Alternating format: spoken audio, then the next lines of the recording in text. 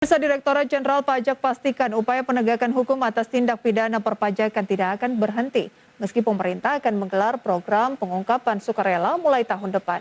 Meski demikian, Ditjen Pajak akan tetap mengutamakan prinsip ultimum remedium atau pengambilan hak negara dibanding hukuman.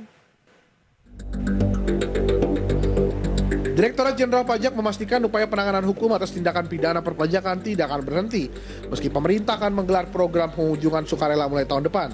Direktur Penegakan Hukum Ditjen Pajak Eka Sila Kusnajaya mengungkapkan, penyidikan akan terus menyelesaikan kasus pidana pajak. Meski demikian, Ditjen Pajak akan tetap mengutamakan prinsip ultimum remedium atau pengembalian hak negara dibanding hukuman.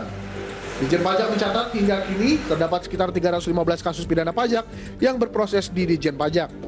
Tentunya ini tidak akan ada tumpang tindih antara PPS dengan kegiatan penegakan hukum.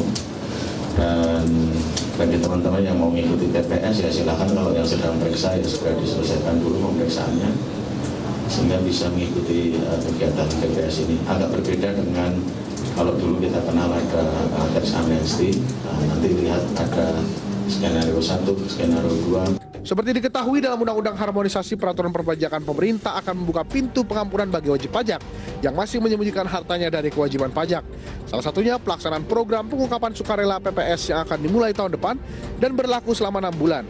Program ini diperkirakan akan banyak diikuti wajib pajak dengan aset besar. Dari Jakarta, Raharjo Patmo untuk IDX Channel. Sementara itu, Direktorat Jenderal Pajak melalui Kantor Wilayah Jakarta Selatan 1 berhasil mengungkap kasus penggelapan pajak melalui faktur pajak fiktif dengan kerugian negara yang ditaksir mencapai 10,2 miliar rupiah. Kepala Kanwil Ditjen Pajak Jakarta Selatan 1, Aim Nur Salim Saleh, mengaku dalam kasus tersebut pihaknya berhasil mengamankan tersangka HI dengan sejumlah barang bukti. HI diduga melakukan tindakan pidana pajak dengan sengaja menerbitkan atau menggunakan faktur pajak yang tidak berdasarkan transaksi yang sebenarnya. Nur Salim memastikan guna menghindari kerugian negara yang lebih besar, pihaknya akan terus melakukan penyidikan terkait rantai penerbit dan atau pengguna faktur pajak yang tidak berdasarkan transaksi sebenarnya melalui mekanisme penelusuran alur transaksi. Saran-saran dari kejaksaan akhirnya kasus tersebut bisa terselesaikan atau secara teknis disebut P21. Kebetulan tersangkanya pun sudah kita tangkap di titik di Polda.